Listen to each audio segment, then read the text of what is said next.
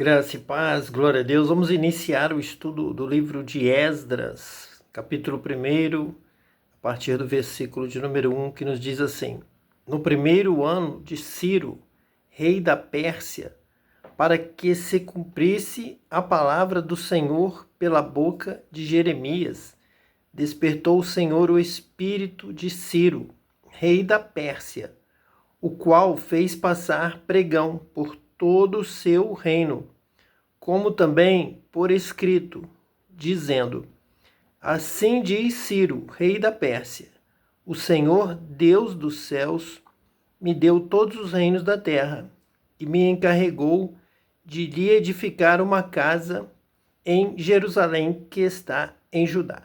Então, o livro de Esdras ele tem algumas características próprias da razão do seu escrito, o que realmente está registrado em Esdras para marcar a história, um determinado momento importantíssimo na história do povo de Israel, o povo judeu.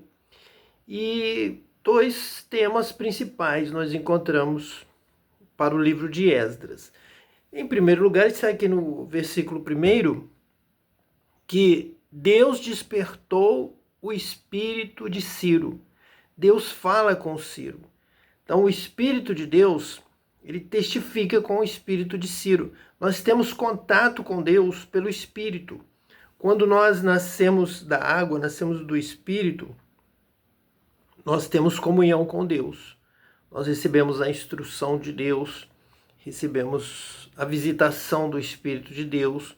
O Espírito de Deus nos guia, nos ensina, nos conduz, também nos dá instrução. E foi exatamente aquilo que aconteceu neste momento.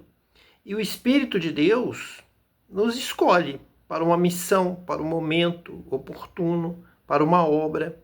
Então o Espírito de Deus escolheu Ciro para que ele pudesse trazer de volta o povo de Israel, que era cativo inicialmente na Babilônia, no Império Babilônico, com o domínio de Nabucodonosor, e posteriormente o Império Persa dominou o Império Babilônico.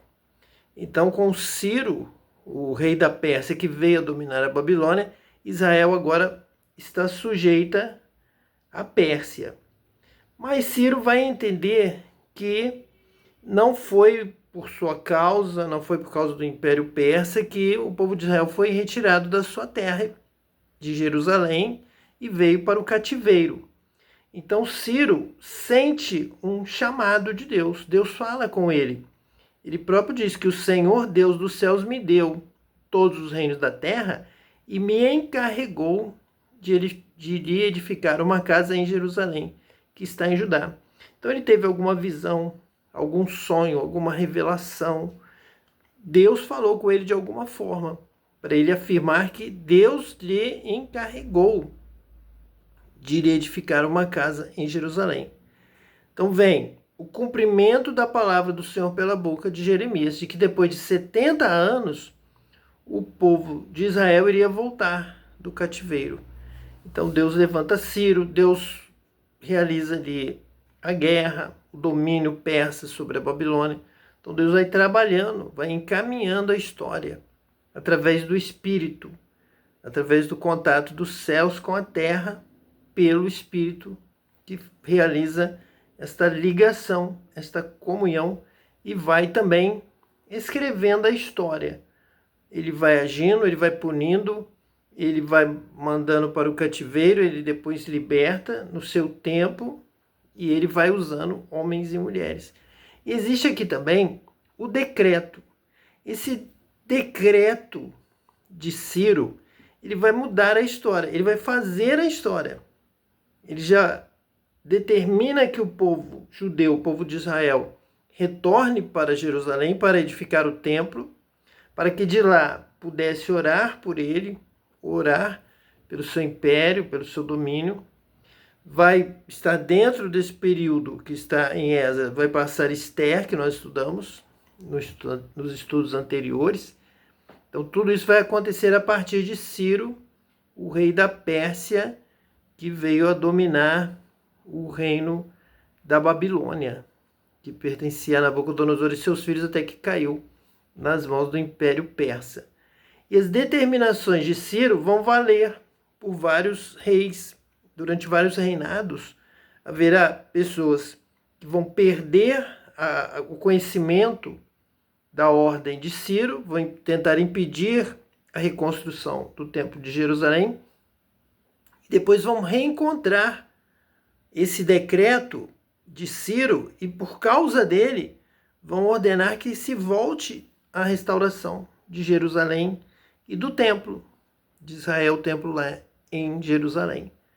Então nós vemos situações acontecendo, mudanças acontecendo, e vemos os reis, os imperadores persas fazendo parte direta da reconstrução de Jerusalém. Vemos então esse encontro histórico que até hoje nós temos manifestações desta situação. O versículo 3 diz assim: quem há entre vós de todo o seu povo, seja seu Deus com ele, e suba a Jerusalém, que está em Judá, e edifique a casa do Senhor Deus de Israel. Ele é o Deus que está em Jerusalém. Então, de alguma forma, Ciro teve uma experiência com Deus. Ciro recebeu uma visitação de Deus, uma intervenção de Deus. Ele conheceu a história. Algum judeu que convivia com ele ali passou-lhe alguma coisa, algum milagre, alguma oração, algum sinal. Esdras também é um livro que se caracteriza pela importância da oração. E já Ciro quer que haja uma casa de oração, quer que se restaure a casa de Deus em Jerusalém, o templo, com essa visão de ser casa de oração para todos os povos. É como se alguém tivesse discipulado Ciro ali na Pérsia a respeito do templo. Toda a mensagem de Deus para Salomão, todo o propósito de Davi, a oração, a intercessão, a melhoria da situação no império e toda a terra através da oração. Nós podemos supor que a Pérsia vivia um período de grande seca. É comum aquela região semidesértica ter períodos de seca prolongada. Então Ciro poderia estar assustado com a situação da Pérsia, um dos problemas, seca. E alguém disse para ele que a casa de Deus em Jerusalém seria casa de oração para todos os povos. E que se Ciro tivesse a iniciativa de restabelecer o culto, a oração, Ciro seria abençoado. O Império Persa iria prosperar, iria ser restaurado dessa crise, de qualquer crise. Poderia ser uma perspectiva de invasão, de guerra, poderia ser uma praga, uma pandemia, uma enfermidade, ou a seca, que seria algo mais comum acontecer naquela região, período de estiagem prolongada. Alguma coisa estava acontecendo para que Ciro sentisse a necessidade de ter um lugar de oração. E ele teve algum testemunho de que o Deus de Jerusalém, o Deus de Israel, seria o Deus Todo-Poderoso, o Deus que responde oração, o Deus que abençoa, o Deus misericordioso. E Ciro queria ter essa experiência com Deus, ter essa experiência com oração na casa de Deus. Vamos aqui ver, observar essa revelação que Ciro recebe sobre a casa de Deus em Israel, casa de oração. Então, casa de santificação, de se entrar na presença de Deus com temor, pronto a ouvir, não a falar, e com toda a reverência. Vai ser destacado em Esdras a questão da obediência. O povo de Deus foi expulso da terra, foi para o cativeiro, porque andou contra a vontade de Deus, desobedeceu a Deus. E aquela terra é uma terra santa. O povo que quer habitar lá tem que ter santificação para estar naquela terra, para cultuar, para orar, para entrar na casa de Deus.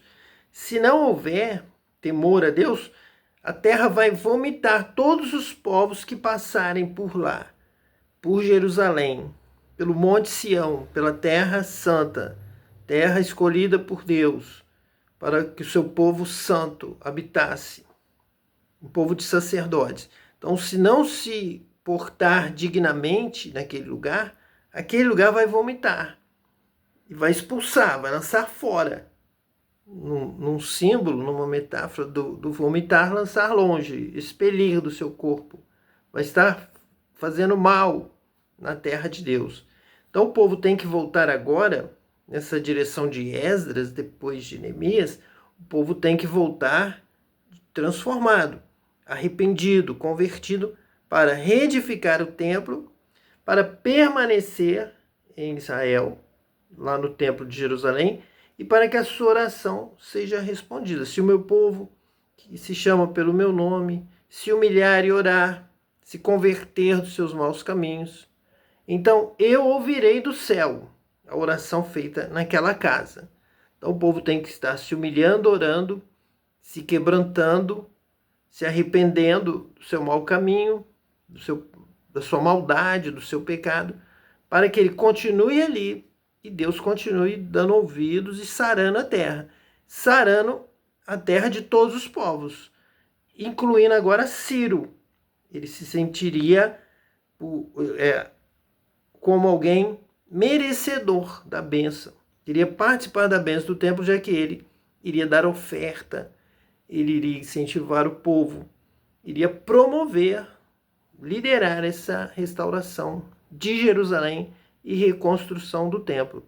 Nós vemos hoje em dia pessoas que estão no meio das religiões, das diversas denominações, novas gerações que perderam também totalmente esse sentido da santificação, do temor a Deus, guardar os pés quando entrar na casa do Senhor, fazer distinção clara entre o profano e o sagrado.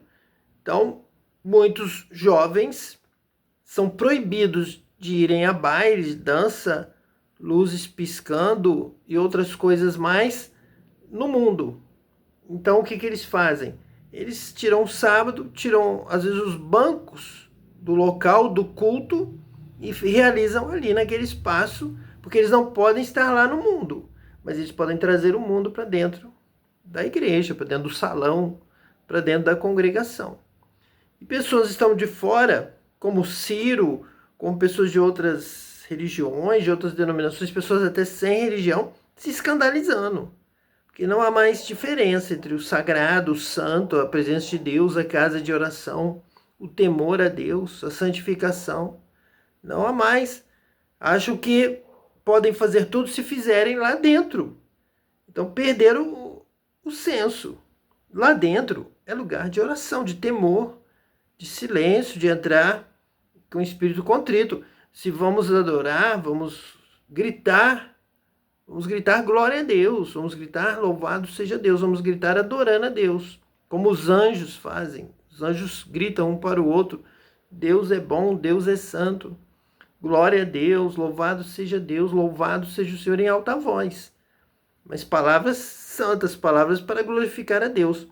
E não um baile com luzes coloridas, com abraços, com coisas acontecendo no lugar santo, no lugar consagrado ao culto. Então veja como, às vezes, quem mais vai se pensar dono da religião, dono da fé, é quem está mais perdido, é quem está cometendo realmente a maior profanação, estão profanando o lugar. Realmente ali há algo imundo onde não deveria estar, no lugar santo, no santo lugar, no lugar da adoração, lugar de dobrar o joelho, lugar de temor, lugar de buscar a Deus. Então vamos ter bastante reverência, bastante amor, bastante cuidado para não escandalizarmos aqueles como o rei Ciro, imperador da Pérsia, Ciro, rei da Pérsia, como diz o versículo 2, que ele era o rei que resolveu reedificar o templo para que houvesse oração no templo. Minha casa será chamada casa de oração para todos os povos, mas vós a tendes transformado em covil de salteadores, de ladrões, usando para comércio nos pátios, no domingo pela manhã, em horário de culto. vendendo, e quando são arguídos, eles dizem que não podem perder esta oportunidade de ter gente para comprar, para vender, e citam a deusa prosperidade, que ela não tem o cabelo atrás, não tem como segurar, a oportunidade passa. Então, estão completamente perdidos na idolatria, na avareza, na profanação de lugares que deveriam ser lugares de temor a Deus, de oração, de clamor. Já rejeitam orações, já rejeitam clamor, rejeitam a reunião de oração, rejeitam o glória a Deus mais alto, rejeitam coisas que são para Deus e pregam, ensinam e brigam para que haja comércio, para que haja danças, para que haja luzes coloridas, para que haja um show, para que haja bailes, ocorram coisas que não condizem com um lugar de oração. E as pessoas de fora se escandalizam e acham que aquele povo está totalmente perdido e realmente nós precisamos de conserto, precisamos de uma nova reforma, precisamos de discipulado, precisamos conhecer a palavra de Deus, como estamos fazendo aqui, estudando agora o livro de Esdras, que é um livro do qual nós vamos tirar a lei, os decretos, vamos retirar o verdadeiro culto, vamos retirar daqui do livro de Esdras o estudo, o discipulado sobre obediência às ordens de Deus, a organização de Deus dentro da palavra. Que Deus te abençoe hoje e eternamente, em nome de Jesus Cristo, o Messias. Amém.